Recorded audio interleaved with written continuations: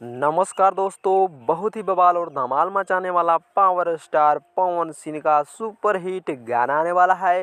उसी के बारे में बताने वाले हैं और मेरा वीडियो देखिएगा तो दो फायदा होने वाला है।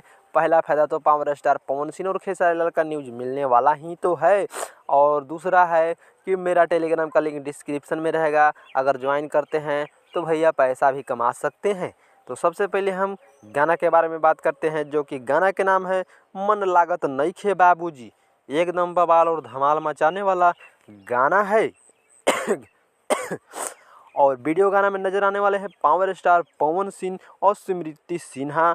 तो एकदम बवाल धमाल गाना होने वाला है भैया। तो अगर आप इस गाना के बारे में नहीं जानते हैं तो हम बताएंगे किस चैनल से ये गाना आ रहा है, बवाल धमाल मचाने वाला। और ये गाना आज ही के दिन में आ रहा है, यानी 6 बजे सुबह आ रहा है गाना।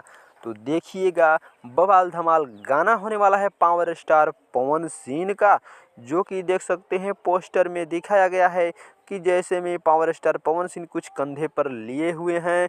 तो गौर से देखिएगा, उसी तरह का वीडियो इसमें मिलने, यानी मेरा लग रहा है कि ये गम वाला गाना है।